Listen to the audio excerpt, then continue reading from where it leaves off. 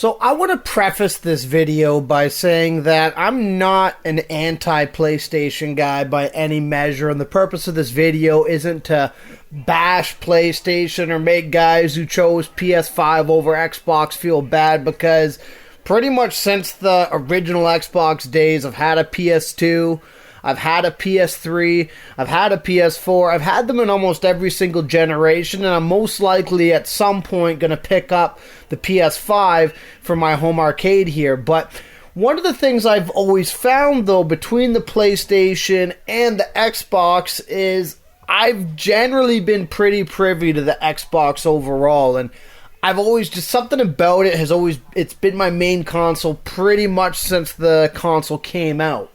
So in this video, I'm going to go over my reasons why I personally prefer the Xbox and what I think it does really well that's attracted me to picking this over the PS5 in this console generation.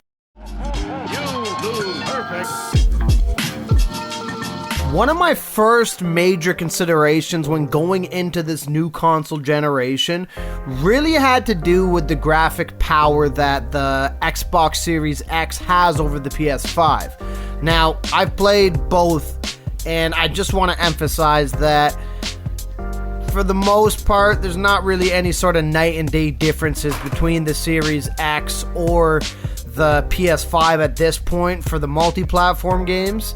However, there is still a bit of an edge that the Series X holds, and as this generation moves further along, there's a strong chance that the Series X is going to really flex its graphical muscles in comparison to the PS5. Now again, this isn't to say that the PS5 doesn't have good quality looking games, but for me, and this is more or less just for me, I prefer the having the console with the higher end graphical capabilities, right? So that was a large consideration for me when it came to getting the Series X over the PS5. The next thing I want to talk about comes down to the controller. Now, Sony's done some cool things with the PS5 controller that the Series X controller doesn't have, but I do want to mention that in general, I've become very accustomed to using the Xbox controller. Now, of course, I've updated to the Elite controller for my Series X, but even the stock standard controller that comes with the console when you purchase it, I far prefer this over Sony's controller.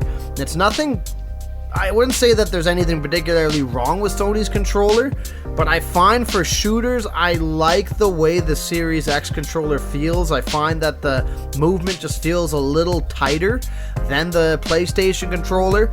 So overall, this for me is a big reason why I chose the Series X and continue to kind of stay on the Microsoft side of things when it comes to my main console. Now, with that being said, Sony does have some cool things in their controller that I wish the Series X had, like the DualSense features that you just don't get with the Microsoft controller. But subjectively, I enjoy the way the Series X controller feels in my hand versus any other controller type that's on the market. Now lastly, and this one's definitely subjective, but it really comes down to the games for me. So, I know I've said in my Xbox Series X review that one of the problems I had is that we're not really seeing anything too crazy exclusive from Microsoft at this junction. But with that being said, the types of games that I sincerely enjoy on my Xbox or in my gaming setup tend to all be on the Xbox, and I myself as well, I'm a huge Gears of War fan. It's probably a game that I still regularly play, and I'm aware you can also get this on PC, but I rarely use my PC for anything other than editing videos, recording, and stuff like that.